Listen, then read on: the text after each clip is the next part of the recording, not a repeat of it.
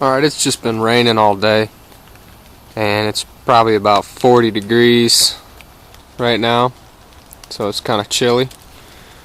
And I just wanted to go over what I would do with a tarp shelter in this situation, and how I'd put it up super fast and get out of the elements, make a fire, and try to get warm and dry.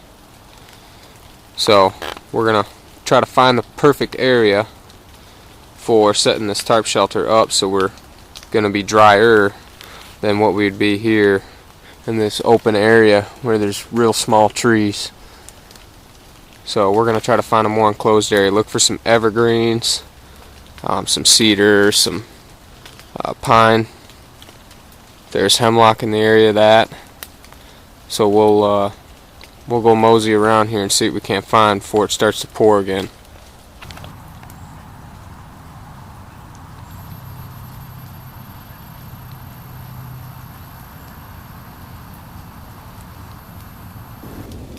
Okay, I chose this area here because one, I'm elevated. Let me try to give you an idea here. You can see how that's sloping down this way. Okay, I'm up about right here towards the top. I'm not right on the top because water can puddle. I'm on a slight angle right here. Okay, but it's drier. Okay, it's not going to be super dry, but this is a big patch of pine and cedar in here, which is going to be to my advantage for more than one thing. One, pine is a great way to have natural roofing in a rainstorm. Okay, it's kind of just sprinkling right now. It's not nothing serious yet. It was pouring a little while ago before I got here. But what I'm going to do is take this tree here, this big one. Let's see if I can show you here. Right there, that tree. I'm going to come over to that tree, and I'm going to tie off on them two with my tarp. Alright, so that'll utilize, if you can see these branches here, they're all coming this way. They're all going this way, which lands them right above the center of this tree and this tree, which I'm going to tie off. Okay, you just got to look for a spot. You don't have to search for forever. Just find a spot that is ideal, that makes sense. Okay, elevated, not super wet. There's not like a big mushy spot here where it's going to puddle up or anything. It's all pretty solid ground.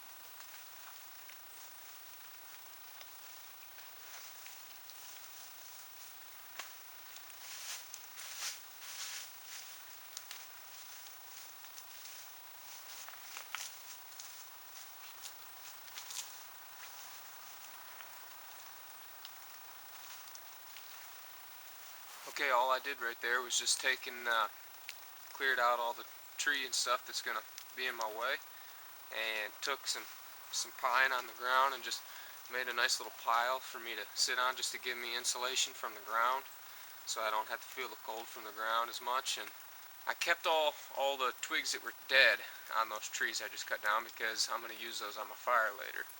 We're going to need to gather quite a bit more of stuff, but we'll use those. You don't want to waste anything that you can use, so keep as much as you can when you're working. Less calories. I'm hungry as it is anyways. So we're going to go ahead and start setting the shelter up now. Stay tuned.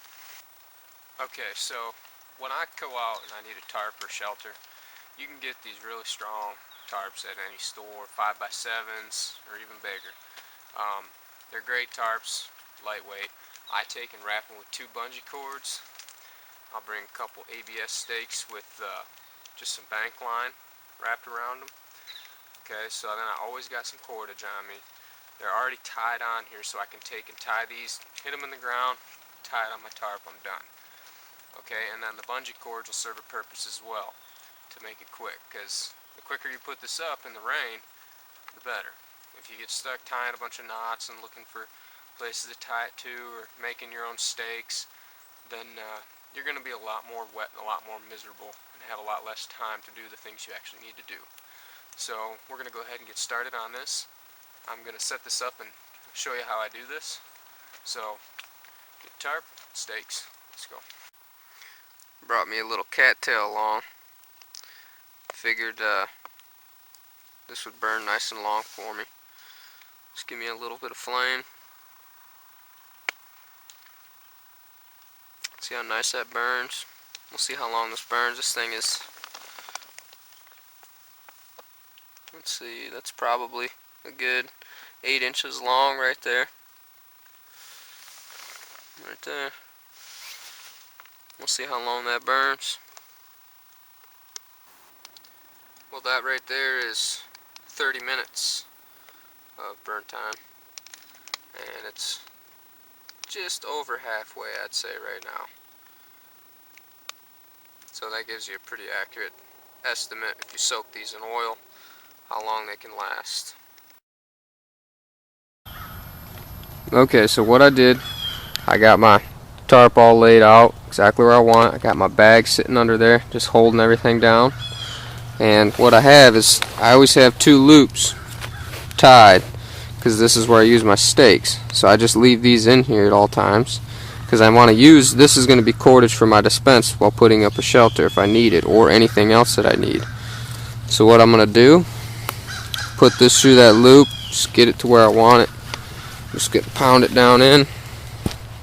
Just use my foot. I don't need to get crazy. It does not need to be smashed into the ground so far that I can't get it back out. It's just holding this thing in for me for the time being. I come over to this side now and I want to do the same thing. I've got this thing laid out right where it's sitting on that bedding that I put down, so it's going to be nice and cushioned. And I'm in the right spot when it comes to being under these trees here.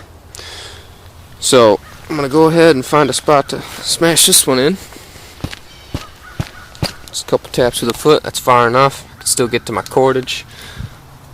Same with that side. So now what I'm going to do is I'm going to lift this thing up and get ready to tie it off on to these back here. Alright, now basically what I want, now that I have it in position, I don't want it pulling super tight, pushing me up. I want to be comfortable in there. So what I'm going to do is I'm going to use this grommet right here to hold, I'll use just a little bit of that string to just tie around this twig, just enough just to hold it there.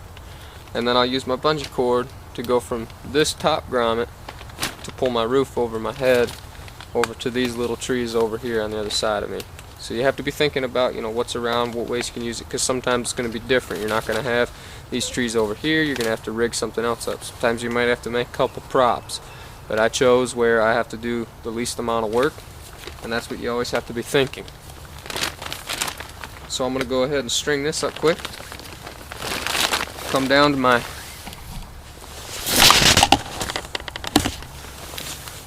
my stake here. Just got to find the end. Okay, look at that, I just grabbed that. I got some cordage. I just need enough to get around that tree there. I need to tie one up on the other side as well. So that quick, I got that cordage. Got me a nice long piece to maybe do both sides. Hopefully it'll be enough. If not, I got plenty more.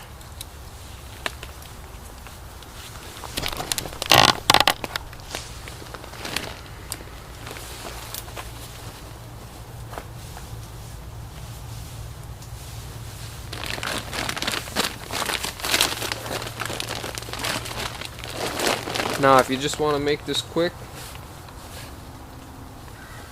you just come through here.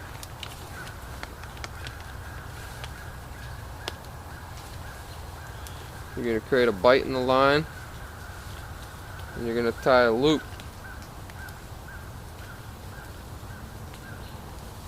Okay, you're just putting a half hitch loop in there, like so. Okay, just like that. So go ahead and you'll get an idea of where this needs to be on the tree. Okay, so I'm thinking about right there. I'm going to come around this tree here. I'm just going to put this standing end right here through this loop that I created. Took all 5 seconds. Now that's nice and cinched down. Now all I got to do is cinch this down. I'm going to show you a quick, easy way to do that. Okay, so we get it. Okay, about right there is where I'm thinking I want it. That's going to leave me with this nice overhang. I want a little bit more maybe. About right there would be a good enough overhang. So I got that marked off. Now what I'm going to do is a timber hitch, where basically you're doing a half hitch but 4 times. Okay, you're not tightening it though. Okay, so going with the half hitch here, I'm just going through that line like so, and I'm just going to wrap it once, twice, 3,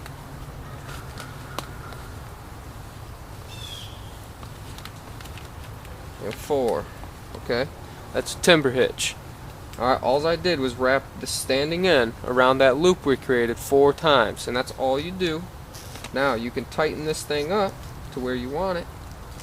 You just cinch her down and it won't come undone. Very easy to untie, because bank line, especially tarred bank line, is difficult to untie.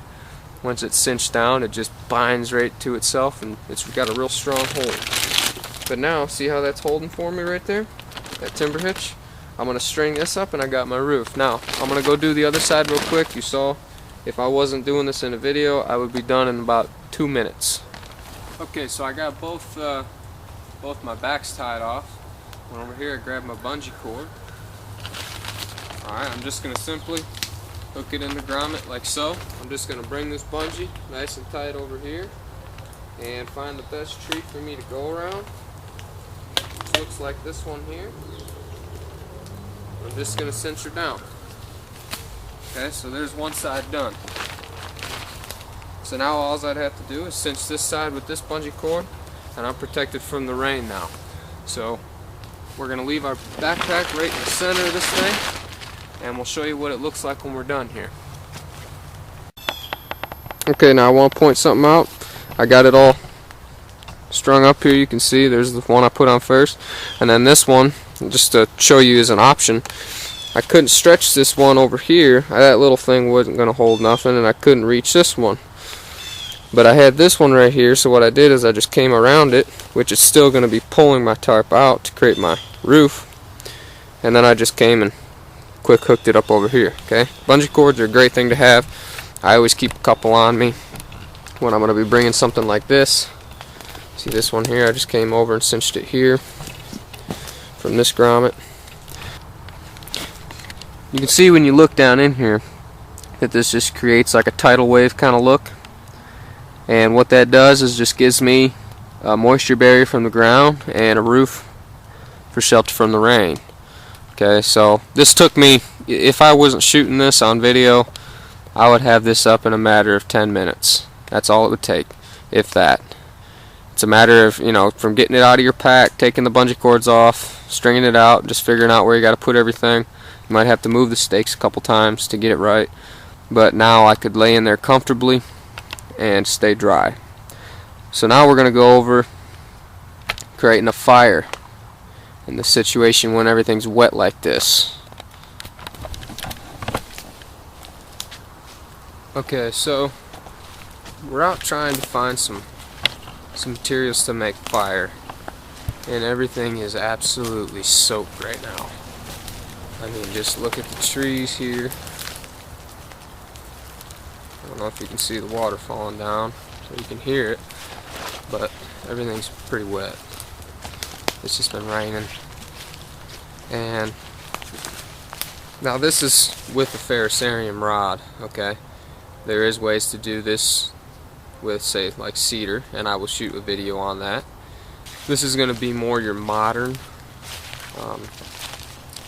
outing here, where you have a man-made tarp and you have a man-made way to make fire, the ferrocerium rod. So we're going to be using that. It's still not easy with these conditions, okay, when everything's this wet. Okay, if you remember that clematis vine that I showed you that had the nice tinder on it. Well, here's a clematis vine, and here's the tinder.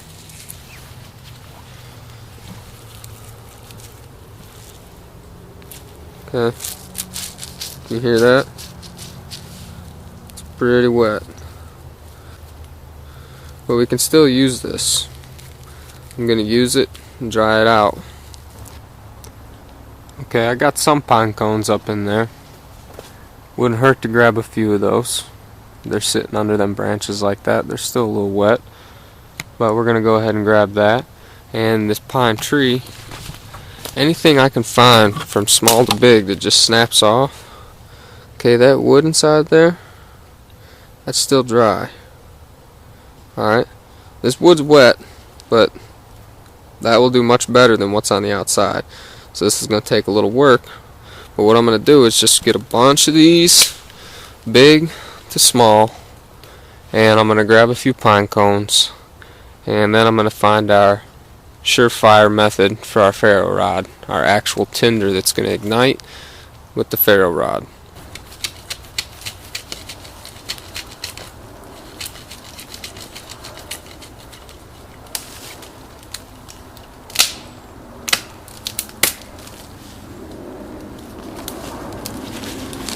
Okay, that right there, that's going to give me my surefire. Alright, if you remember from my tinder video, I showed you what fatwood was. That tree right there is a pine tree. This is a nice dead branch right at the base. Okay, nice and thick. Okay, it's pretty big around.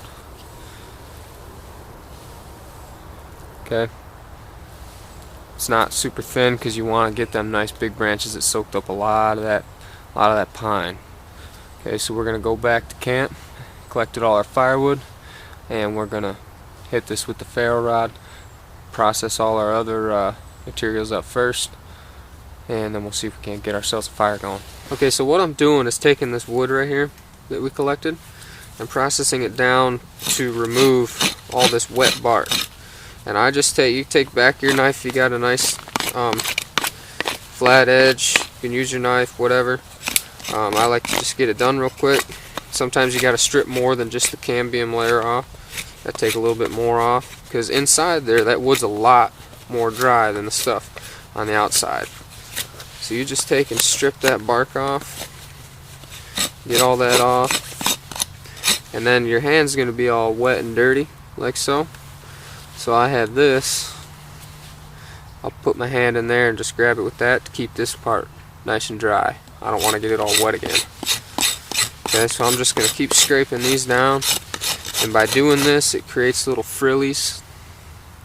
Okay, you see where it's just creating them things. Then we're going to help catch this on fire. I'm going to make a few of these into feather sticks, throw a few of the pine cones on there,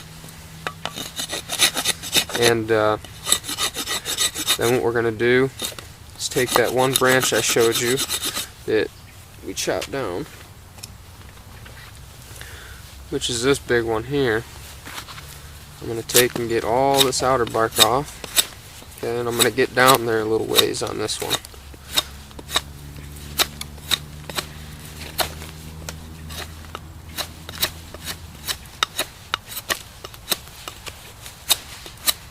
Good thing about pine sap is it's waterproof.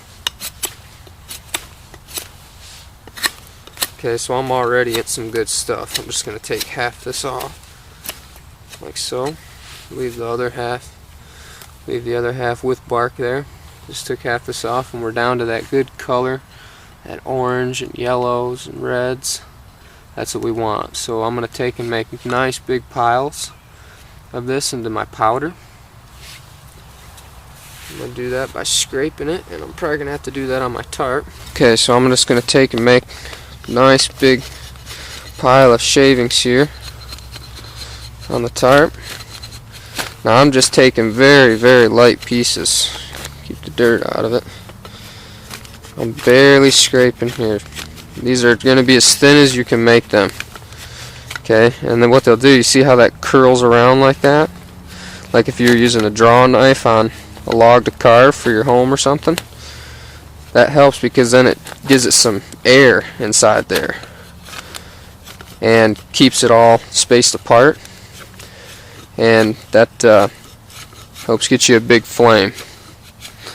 So we're just going to take and keep shaving this down. Okay, and you can see clearly that this log, I pulled it right off the tree, and it's soaking wet. I mean, that is all wet. And what I'm using is right right underneath all that. And this is one sure way, if you have a ferro rod, to definitely make fire out in the woods when it's raining.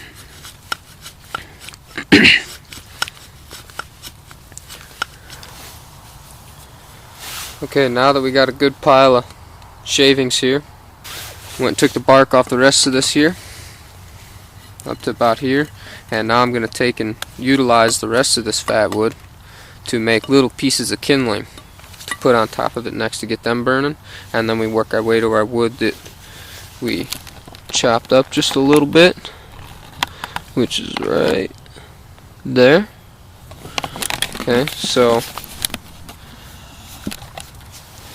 I'm going to go ahead and start cutting bigger pieces now.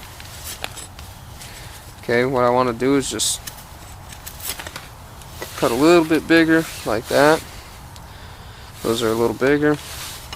And then eventually I'll work my way up to actually coming out here on the ground and chopping this into big slivers.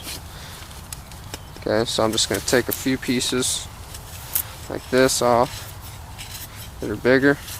Basically, you're just making pieces of a feather stick. And if you wanted, you could just turn this into a giant feather stick.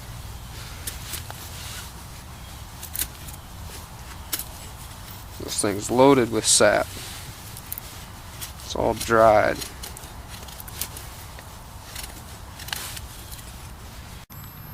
Alright, so we're ready to go ahead and make this fire now. So what I did is I took these couple logs here, laid them down, scraped the outer bark off to give them a little bit of a dry surface, so we're not just sucking moisture up into our wood that we're trying to burn. And then I laid that clematis vine bark that we grabbed. Not still wet, it's definitely not dry, but I laid that down with some pine needles I just grabbed from a tree right next to me. Actually, you can see it here from that pine right there.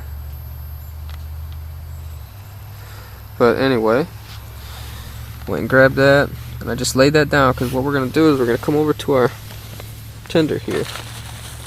Okay, we're going to put this all right here. We're just going to sprinkle it on top of that. And this is going to give us something to hold that tinder for us. Okay, it's going to give us something to keep it from getting soaking wet and falling all into the mud and stuff. So we're going to try to keep all that fine stuff there for our very top. We'll get all this big stuff. Just pile this in there.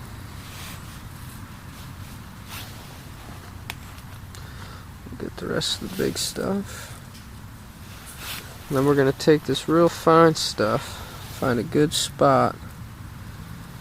We want that stuff right there for us to try to strike. Now you want to make yourself a nice big pile like I did here. You know, and remember, we still got all these big shavings. That's all fat wood. We got all them to help us too. So now we need to get our ferro rod out. Make sure we got everything ready. Here's our wood that we carved down a little bit, and I've got more wood that's not carved, but by then we should have enough heat to keep it going. Okay, so we're going to go ahead and try to get this thing rolling. We're just going to strike a little off the end of our ferro rod. Try to find those little pieces.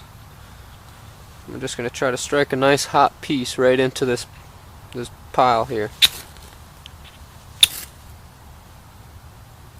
We just got to get one of them to go. We just want to be careful not to knock our piece into the ground here. So I made sure I had a nice firm grip. Now we want to get all this burning real well. So I'm just going to use this and start igniting a bunch of different pieces.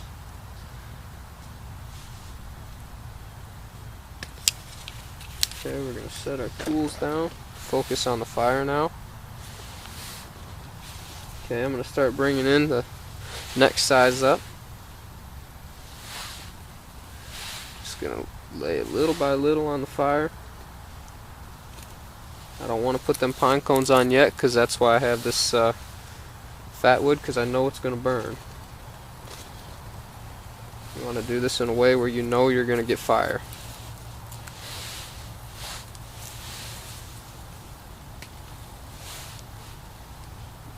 Try to keep it all piled in here, just like that. Okay, now we have enough heat where I think we're going to try to lay one of these pine cones on there. See if it'll get going for us. If not, we're taking it off.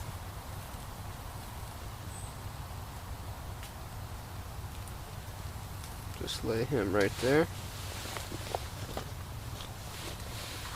Come over to the rest of our fat wood. Now I'm not going to use all my fat wood right off the bat, because if it starts to go out, I want to have something to be able to rejuvenate it.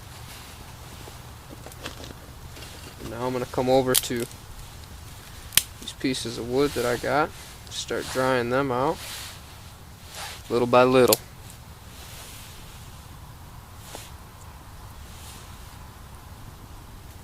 Okay, they're going to be a little smoky, a little wet. That's what we're dealing with right now. Try to get as much of it on here as I can burning, drying out. Put some of this wood right here.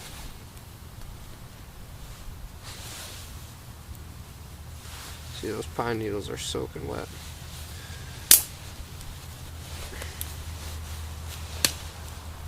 But see how I laid this right here, this piece? I can get that one to start drying out, heating up. Bring a couple more pieces over here now. All the bigger pieces I want to put on. Start drying all this stuff out.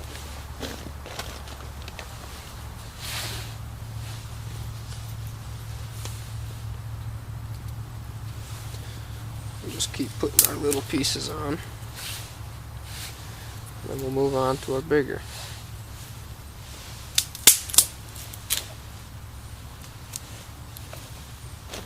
Okay, and remember, I still got this pile of fat wood over here to help me out.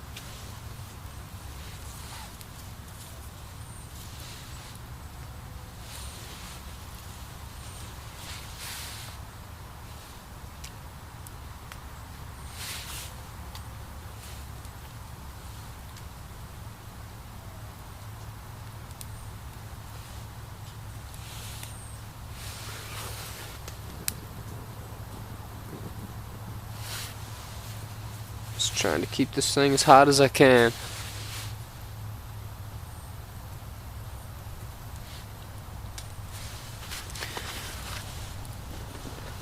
I'm going to grab my pocket knife and come over to this piece we had the fat wood on. Just kind of take a few more chunks off. Oops.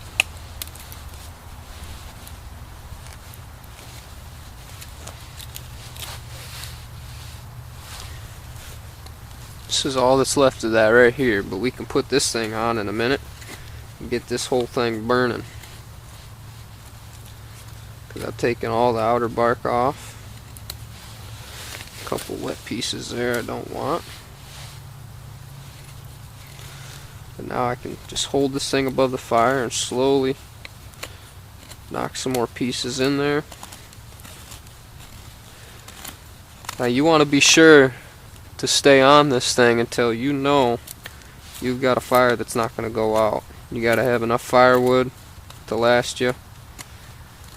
So you want to sit here for a little while, tend to the fire, get it going, because you can see it's not that big yet. It's burning, but it's not that big. You got to get all this wet wood burning now. And that's why we spend time to make it worthwhile to even try.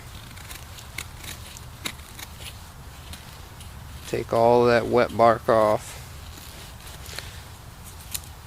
Process some fat wood.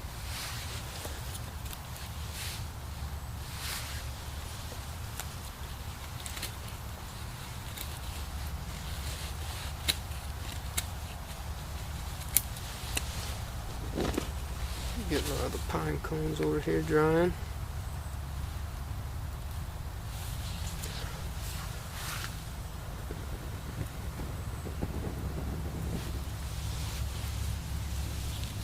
Okay, now I'm going to lay this big piece right here and get him on fire. Because once he gets going, it'll really help me get the rest of this going.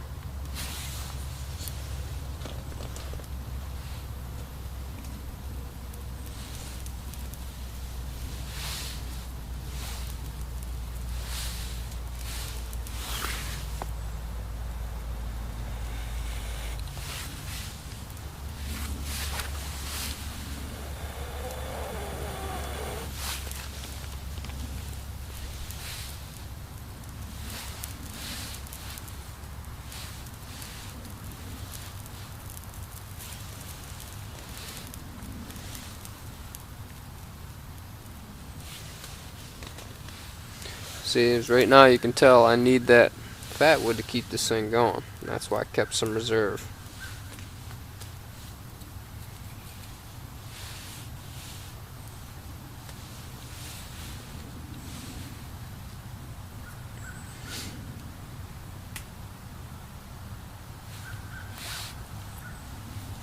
Now I can let this get going. Put a couple of my better pieces up here. Really get them to start drying. I want to keep the air going in there though, so I don't want to go too many. We got good heat coming from there though now.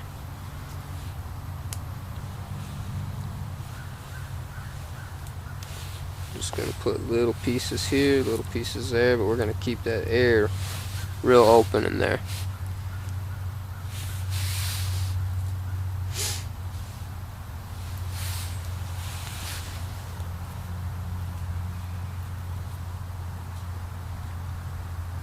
Okay, you see how this isn't like a normal fire where if it were dry it would just take right off, because this is pine we're burning here, all dead pine. And usually pine just wants to go, go, go. But you got to actually dry it out. You got to process it down a little bit.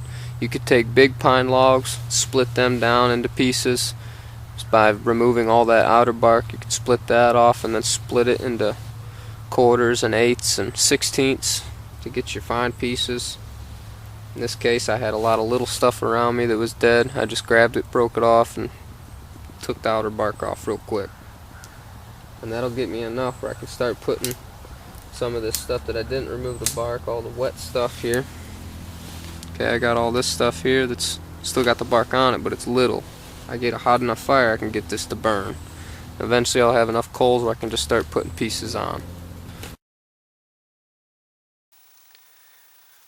Okay, well I gave you a little time lapse of me growing this fire, and now you can see that I'm just throwing regular old wet logs on there and they're burning. Got a nice coal built up down there. I just slowly put the little stuff like this on, and just built it up to the big stuff, making a little teepee, and it just took right off. And see, I still got some of this good fat wood here that's still ready to burn. Some of this wood that's been stripped of its bark is still ready to burn to help it keep going. And now I've got hot enough coals anyways where it'll all keep going, you know.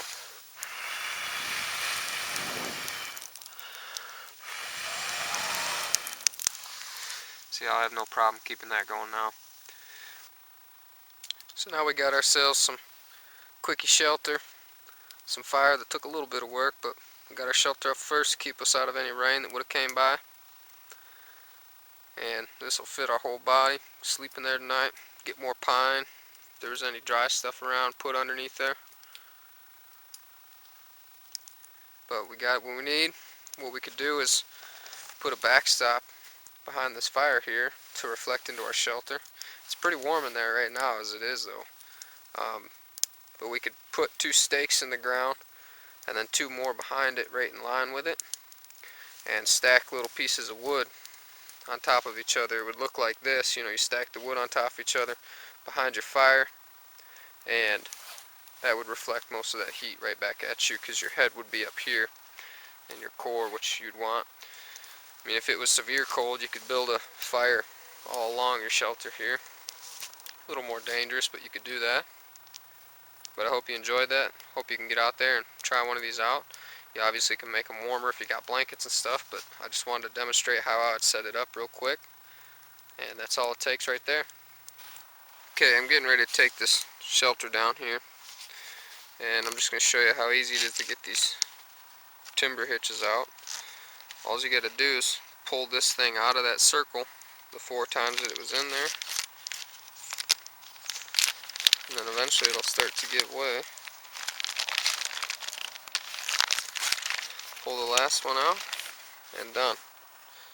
Okay, and all you're left with is this line here on the tree, which remember we just put a loop in, so we just gotta break that loose.